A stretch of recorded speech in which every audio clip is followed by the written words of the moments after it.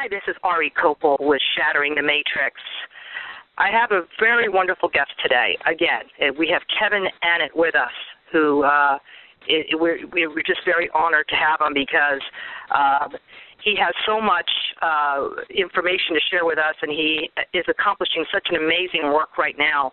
And it's very, very critical with the way that things are right now, especially in the Vatican and with child trafficking and all that. Kevin Annett is ace with this. And so for all of you who don't know Kevin right now, Kevin is presently the Field Secretary for the International Tribunal into Crimes of Church and State, otherwise known as ITCCS. He's also a filmmaker, created the award-winning documentary film called Unrepentant in 2007. He has a Master of Divinity degree from Vancouver School of Theology and was ordained as a clergyman into United Church of Canada in 1990. He was fired without cause and expelled from the ministry without due process, and after publicly exposing the death of Aboriginal children and land theft by the United Church. Kevin organized the first public inquiry into crimes in Canadian Indian residential schools, co-sponsored by UN affiliate IHRAAM, and he published the first account of crimes of genocide in Indian residential schools titled Hidden from History, the Canadian Holocaust. He forced the Canadian government apology for Indian residential schools in July of 2008, and he co-founded the International Tribunal into Crimes of Church and State, known as ITCCS, and was appointed as Field Secretary for the same. He led public protests and exorcisms at the Vatican in 2009-2010, and co-founded International Common Law Court of Justice in spring of 2011. Kevin Annett is a nominee for the Nobel Peace Prize of 2013. Kevin, welcome to Shattering the Matrix again. Thank you so much for joining us and sharing a lot more information in reference to all the things that are going on. So how have you been? I know you were in New York, and that there are two cases coming up now in child trafficking and against Pope Francis. Is that correct? Yes, that's right. We actually, it's been quite an amazing last year because we were, as you mentioned, brought in the first common law court case ever against the Crown of England and the Vatican for crimes of genocide in Canada. Now, what was interesting about that, just leading up to what you mentioned, about 2 weeks after the verdict came in on that case, Pope Ratzinger resigned, Pope Benedict, and so did another top cardinal that we had named as being complicit in these crimes. So clearly it had a direct impact on really what is an historic event, the stepping down of a pope while in office. And I often mention that to people because it shows you the power when, people often say, well, you can't fight City Hall, you can't go up against the system. Very much you can when you have the truth on your side. You just have to find the right mechanism for it. And in this case, we said, well, this is a common law court that under, there's a thing called international law, citizens have the right to form what are called tribunals of conscience, where they can literally start an adjudication against any criminal who governments or courts are protecting. And it shows you that it has an impact. The recent stuff having to do with child trafficking, and that there are presently other court cases that were in 2014 we're hoping to bring in, looking at the whole system of child trafficking that occurs within the government so-called child protection systems. And this is widespread. It's all over the world. We've got lots of evidence and people coming forward about that. So, we're really positive that it shows people a way they can fight back. Absolutely. That's fantastic. So can you recap for us? Because I know that you've had an amazing year this year. Jam-packed with accomplishments and things. Can you go into what all the accomplishments in 2013 and what you see for the future? Well, it's been a long haul. It's been almost 20 years just getting this evidence out. 2013 was really kind of a high point, not only because of the resignation of the Pope in Rome that we directly had a hand in, but also we saw sprouting up all over the place now in 21 countries, people taking our work and trying to apply it in their own area. So we actually see common law courts springing up, especially in the U.S., where there's kind of that whole tradition, of course, coming out of English common law, where people already have a sense that, they have the right to, investigate things for themselves.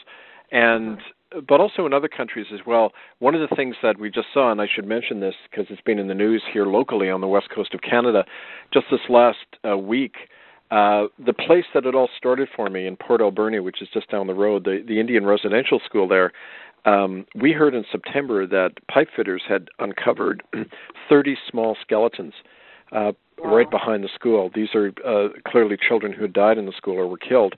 And as a result of that, the local tribal council announced that they were starting an inquiry into what happened. People came forward to describe a story that I actually broke 12 years ago, which had to do with the fact that in these Indian boarding schools, they were deliberately starving children under a government and church joint program where they denied food and nutrition to children to see the impact, and people were dying from it.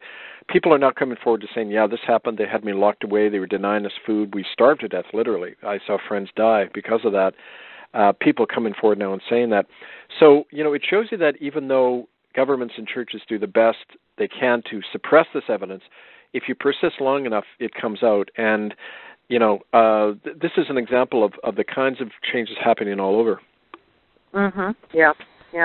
So let me ask you a question in reference to this, because, everything is so far so good, fantastic, that, 21 countries are applying common law courts and that they're springing up all over the United States. My question to you is, okay, we found these people guilty, all right? Now what? Right. Enforcement, that's always the key. Well, that also is something that takes a while to build, but we've planted some of the seeds. And if people go to our website, itccs.org, you can see some of the documents on the right-hand margin, and up at the top we posted the common law court case that we did concerning genocide in Canada. And when the verdict came down on February 25th, it was said that it's the responsibility of duly sworn common law peace officers to enforce these warrants. So, for example, there's standing arrest warrants out against 30 officials of church and state, and that included the Pope and others. Now, we don't have the strength right now to go and knock on the door of these heads of state and detain them and arrest them. Yeah. But our power is more indirect. We did force that resignation. There are other government and church officials who have clearly been evading justice. They've been hiding out. Pope Benedict is still hiding out in the Vatican now. Now, that's a sign of strength. It shows you that they know they're guilty. None of them ever contested any of these charges. So when you have the moral high ground, you don't have to, physically arresting these people isn't the first step, but destroying their legitimacy and setting the ground for that eventually to happen is certainly what's going on right now. So the important thing we say to people is, look, it isn't just these 30 officials. It's people all over. Like, there's a standing policy in the Catholic Church that when priests rape a child, it's covered up and they're protected. Yeah. Even the present Pope reaffirmed that policy on July 11th, the so-called reforming Pope. They're definitely saying that the Catholic Church is still a haven for child-raping priests. Well, people in a community can say, we know who these priests are. They don't have the right to operate in our community. They're banned from our community. We're removing them. And as a matter of fact, that's begun to happen. People have gone into churches in Coventry, England is one place, and they've tried to do that. And so it's a matter of citizens activating themselves to protect their children and, bringing the pressure to bear on the police and others to do the right thing. Right. Now, with respect to Pope Benedict, who's currently obviously hiding, in a cave somewhere in the Vatican, we wish it was a cave. But do you feel that people like him, for example, that will also hide under the protection of the Vatican, are still, empowered and maybe not as, public officials or somebody in the public, or, where they're officially somebody, but that behind the scenes they're actually pulling strings? Do you feel that that's a possibility? That they're still being able to pull, even though they're still very active, that we may not know about it, but they're still very active in policy making and stuff.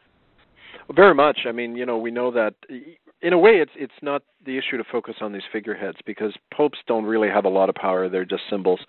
And the real power in the Vatican, of course, is in the Curia, the College of Cardinals, but also in their the banksters who are really calling a lot of the shots. I mean, the Jesuits for centuries have been the military and the financial arm of the Vatican.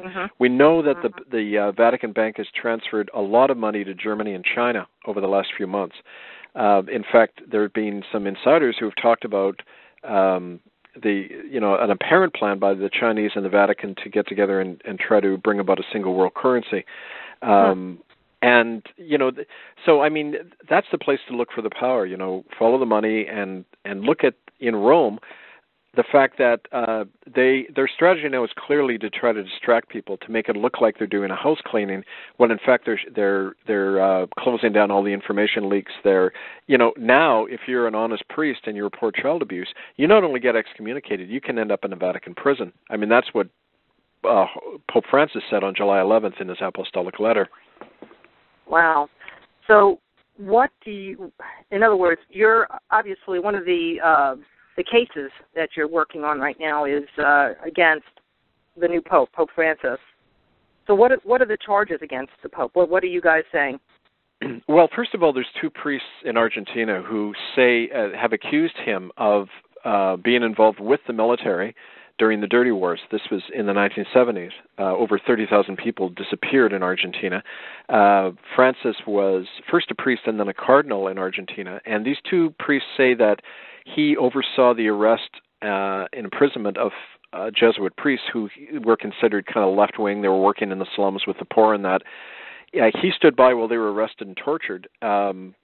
And also, they claim that he was doing what the Catholic Church has done in many countries. They did it in Spain under the Franco dictatorship. They grabbed the children of political prisoners and trafficked them, put them into Catholic homes, make a lot of money doing that. And apparently Bergoglio, Pope Francis I, was involved in doing that and overseeing that. Also, he has been accused of being one of the people who obtained Exocet missiles through his friend Roberto Calvi, the guy who was found hanging dead under London Bridge, the Vatican banker in 1982, probably killed by MI5 in England because he obtained the money that got the Argentine dictators those Exocet missiles that were sinking British ships during the Falklands War. Bergoglio was involved in that as well, apparently, and now is the head of an official child trafficking institution like the Vatican. Yeah, he's implicated right up to his eyebrows in these crimes. So that's one of the reasons I think he has a personal motive in trying to make the church look good now, because he's covering himself as well. Right. And so Pope Francis, obviously being a Jesuit, do you believe he's obviously of the same ideology as perhaps Joseph Stalin, a Hitler? I mean, do you see that there's a connection there? Oh yeah, definitely. I mean, the Jesuits' whole strategy for centuries has been deception and dissimulation. But he also has come out, and as a cardinal, he was saying that women are naturally inferior to men. They should never be political leaders. The whole kind of typical Vatican line about these things. So he's just doing what corporations do in crisis mode. They put on a new face and hope people will be fooled, right? Right, exactly. Now, apparently there is a connection, obviously, between the Vatican and China and Russia and, all that in reference to, trying to get that another type of, money going on. Is that right? I mean, do you feel that this is all part of the New World Order thing, or do you feel that the United States is also playing along but pretending not to be involved? I mean, how do you see this whole thing unfolding? Well, I don't believe that there's like this homogeneous global elite that are running everything necessarily. I think there's elements of that, but there's definitely different power blocks at work, and I think one of the new power blocks we're seeing form is between China, the Vatican, and possibly Russia, because Putin has been meeting with Pope Francis. What's odd about what the Vatican is doing now in relation to China is the Chinese have this official state-run Catholic Church, kind of government-approved version of the Catholic Church, and the Vatican has recognized that church, which is something they never do. They never get on board with so-called, quote, communist countries, and they did their best to bring down Russia and Poland, with a lot of money in that. So why are they doing that with China now?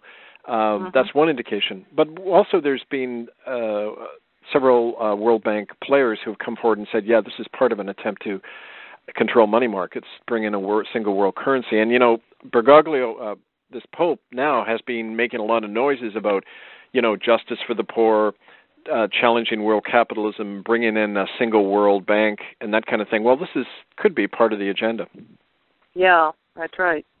So now you've got these cases. What's the next step in the case? I mean, what are we talking about in terms of the timelines for the two cases specifically that you have? You have the child trafficking case going on, and then you've got the Pope Francis case going on. So how do you... Yeah, when is this supposed to, escalate a little bit further within this year? I mean, at the end of the year, or do you think more like next year? Oh no, in the new year, there's a couple of things happening. And it's first of all, there's a group in Spain who have a lot of information on Pope Francis. We've worked with a number of the survivors. There's a really interesting maverick judge there, Balthazar Garzon, who has been trying to bring the church to trial for a number of years. It cost him his judgeship, but he's still, he's one of the people we're working with.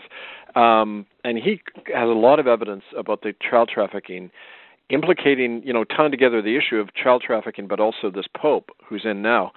And they're providing some of the background research we're going to be using when we, probably by the end of January or into February, this will be announced.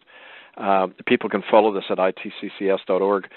As to the other cases, there's just a lot going on the ground. I mean, for example, there's two places in Canada where people have set up common law courts to challenge how the family or the courts there, the family courts, go in and will grab children for no particular reason, because the children's aid societies are actually private companies that make over $100,000 for every child that's taken out of a home. And so there's a kind of for-profit motive in this. And Steve Finney and others in Kitchener, Ontario are challenging that. They're actually going into the courts and saying, you don't have jurisdiction because you're a Crown court. The Crown has been convicted of genocide. We stand under common law. So, I mean, these are very exciting things because it's people doing this on the ground. Yeah, wow. That is amazing. And then there's a manual where, like, if people wanted to get involved and participate in all of this, they could find that in your website. Is that correct? Or is that specifically there's a manual or something? Yeah. Yeah. If you go to www.itccs.org, right at the top you'll see, and also in the side margin, there's a reference to this common law court training manual. It gives people a background as to what the common law is, how it can be used, how you go around setting up these courts. And I'm actually traveling through the States and over to Europe in the new year for a number of months to help groups do that. And if people want to get a hold of me, and I'd be happy to come to your community and help people do this, organize these courts. My email is hiddenfromhistory1, like number 1, hiddenfromhistory1@gmail.com. Fantastic. That's awesome. And just a quick question here in reference to what you feel. This is just personal opinion based on everything you were exposing and everything. And again, it just has to be, it's like a religious question. What do you feel about the rise of the Antichrist? Do you feel that this is a legitimate thing? Do you see that now happening? Is there any evidence that there is such a thing? And, that type of thing. So can you explore that with me a little bit? Yeah. Personally, I very much believe in that, in the biblical teachings concerning that in the book of Revelation and elsewhere. I do believe that the reference to, if you look in Revelation, the reference to the Antichrist was not to a person, but to a place, and by that, an institution. They're referring to the 7 hills of Rome. They were really, John, when he wrote the book of Revelation under, I believe, divine inspiration, was referring to the fact that what was forming in Rome, in the form of the Roman Catholic Church, represented that Antichrist in the sense of a force actually opposed to Christ, align itself with the power and corruption of the world to fool people, to replace true Christian witness. And I think that that's been borne out historically. There's no more murderous institution in history than that corporation in Rome. And it's one that really, and we found this in our case of genocide in Canada, The Jesuits are the ones who set up the Indian boarding schools where, in Canada alone, 50,000 children never came back. I mean, it was a definite system of genocide sponsored out of Rome, through the Jesuits, and that's what we're seeing now. We're seeing the mask slipping in a big way, and I think that's why they're putting so much energy into fitting the mask back on to kind of brainwash people that, the church can be reformed, you got to give this Pope a chance, that kind of stuff you hear. Even from quite well-informed people, you're getting that. And I think it's part of the deception, which, don't forget, Jesus called Satan the father of lies, and we're seeing that. Yep, amazing. Wow. Well, I mean, I'm glad that you went ahead and got into that, because I don't know. I mean, I'm glad to hear it from you specifically. What do you feel? Do you feel that there are any other cases coming up in the near future besides the two that you're working on now? Oh, there will be. I mean, I get people calling and writing all the time saying, for example, there's a group in Long Island that really want to do a citizens' inquiry into Monsanto, into their role in chemtrails. There's people involved in a lot of environmental issues who are really running with this now as well. So I think the sky's the limit on this stuff. It's any issue that the government or the courts are not looking at. Citizens, especially in the States where there's a whole tradition of this, they have the right to set up these courts. So that's, like I say, there'll be more of this in the new year once we make a whole list of this. We're going to post it up at itccs.org. Right. Now, I did hear, I think in one of the interviews that you had, probably with Alfred, that the Vatican is involved with Monsanto. Can you go into that a little bit? Oh, yeah. People check either the Pope or the Vatican. Yeah, about 4 years ago, the Vatican came out and announced, because they're heavily invested in Monsanto. The Vatican and the Jesuits have a lot of investments in the arms industry, in big pharma, Monsanto. I mean, you name it, they're in there. And they came out and said that they, on principle, are not opposed to GMOs, to genetically modified organisms. They see no problem with it. And they are a big player in Monsanto. And so, I mean, all you have to do is look into the investments going on through the Vatican Bank and their various front companies. I mean, what I often say to people when I'm handing stuff out of Catholic churches, I said, did you know that your money is going to help investments in Beretta, which is the largest small arms manufacturer in the world? It's based in Italy. It's 98% owned by the Vatican. Small arms industry, small arms company. So, I mean, once people learn that, they have to start questioning their loyalties, I think. Absolutely. Well, awesome. Is there anything else that you wanted to explore with us today? Well, sometime it'd be good to kind of go into more of the theological or personal aspects of that. I think it's really important because what I found in the work I'm doing is it really is a time when people have to question their loyalties at every level and reclaim a lot of what's been taken from us. And I think that starts with our own mind and our own self, because we have been living in conditions of abject slavery, mental slavery, for a long time. And this is a chance for us to break out of that. So I see it as a very exciting time. And, it's a great opportunity for that to happen. How do you see the future of the Catholic religion? Do you feel it's more going to be more a Christian thing, a Christian base as opposed to Catholic, or do you just see a total reform of the Catholic Church? Well, I see it coming apart. I mean, for example, there's groups we work with in Ireland that are there's Irish priests I know who are trying to break off from Rome. They're trying to set up their own national church. It's very similar to what happened 500 years ago with the Reformation. And we're seeing that shake up from the bottom up. Again, one of the reasons they're desperately trying to keep the lid on things with their PR campaign, but it doesn't really work. I mean, there have been American bishops who have as well talked about the need to have more autonomy from Rome and not give them money, because they know, I mean, the Vatican Bank is becoming insolvent, and when that happens, they're in serious trouble. There's even Italian politicians now who we know who are talking about dissolving the Lateran Treaty, which is the thing that obligates the Italian government to support the Vatican, including financially. So, I mean, all of these things are probably going to cause the coming down of the institution. Maybe it'll revise itself and emerge in other ways. I mean, you can do that when you have billions of dollars at your disposal. whether it has any spiritual substance, no, I don't think so. When I was in Rome doing that exorcism in the fall of 2009, I expected to feel very overwhelmed, but I wasn't. I felt there was just a big emptiness there, an enormous vacuum, an appearance, but really an illusion. And I think that that's very true when it comes to do with this.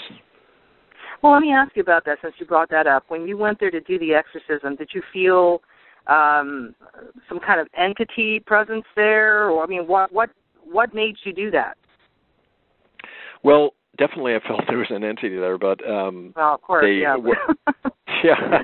What I was asked by an Italian human rights group in Rome to come there, and I got the idea to do a ceremony right outside the Vatican in memory of all the children who died at the hands of the Catholic Church around the world. So I brought some dirt from one of the mass graves of children at a Catholic Indian school in British Columbia. Wow.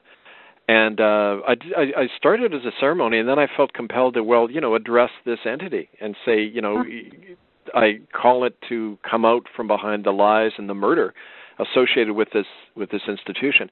And what was really interesting is I was standing there right in St. Peter's Square, and I was never stopped once by the police or the security. And the place is crawling with Vatican security under, video surveillance. Nothing ever happened to me. The next morning, this tornado hits Rome. And I thought, well, definitely we're unleashing things that we're not even aware of. I mean, those spirits of all those people who suffered the hands of that thing are definitely speaking and working through the work we're doing. So, I think it's definitely bigger than what we realize. Oh, absolutely. Well, I mean, I really, really take my hat off to you, Kevin. I mean, you're just so amazing. So amazing. Your work is just, I can't even describe how important it is. And, people need to be informed of these things, that especially all these crimes. They need to know the truth. And you're right there. You're right there with your sword in your hand and going right, for it like a knight in shining armor. So God bless you for doing that. And are there any other words that you might want to say to the audience right now? I believe we're winding down, but okay. I mean, we have as much time as you need. I'm just thinking, I'm just cognizant of, what you want to cover, and but I'm here until you're done. Oh, well, thank you. Thanks, Ari. I just want to say to people that, like I say, this starts with ourselves, starting in our own communities with our own children, and realizing that we have this capacity within ourselves to take these steps. I mean, for me, it just started 20 years ago as a minister, wanting to do the right thing in our community and learning about these crimes and not turning away. I mean, I had a lot of opportunities where I could have simply ignored it and gone on and do what we're expected to do, which is to turn the other way and yep. not pretend these things are happening. But the fact that I didn't and I persisted shows the power of that, where if you stand on the truth and you stay at it, you can move mountains. And if 100 or 50, 100 of us or however many get together and do that, it has enormous repercussions. So I think I'm just an example of what happens when you do that. And I would just urge people to look over our websites, learn more, contact me. And like I say, most of the work I do now is on the road working with people. I see a real shift happening, a real opening among some people. Not a lot, but there's a minority, and I think, we're called out to be that witness. And so those are the people I look for, the ones who stay at this. And I've had Aboriginal friends of mine who aren't with us anymore, who were killed because of their participation in exposing this stuff, but their spirit is even stronger now, and I feel them very close. And so I know that we can't be defeated once we start this work, once we overcome our fear, and just keep our eyes on the truth and what God and the victims would have us do. Yep, absolutely correct. Absolutely. You said that very well, Kevin. I just wanted to recap so we can give the information in reference to your website, and you said it was itccs.org? That's right. For the International Tribunal of the Crimes of Church and State, that's itccs.org. You could also see hiddenolonger.com. That's got our information on genocide in Canada and our documentary film Unrepentant. And you can reach me at hiddenfromhistory1@gmail.com, and I'll get back to you right away. Fantastic, Kevin. Well, thank you very much again for joining us. So honored to have you on our show. I know that you will be on again because how can you not? We have to have you on the show and know what's going on, what's the next step and what's going on and how many other cases you have, because that's just shows, how effective, what you're doing is being, in humanity, what, the justices that, the justice that has to be done to all these children that have suffered under the hands of these people. So thank you so much for doing that, Kevin. And you've all been listening to Shattering the Matrix. This is Ari Kopel. You can catch us pretty much every Saturday night at 6 p.m. Pacific Standard Time, 9 p.m. Eastern Standard Time. I look forward to seeing you and, being with you again next week. And you have a wonderful evening. And thank you very much, Kevin, for being with us again. Thank you, Ari. Anytime. Good night.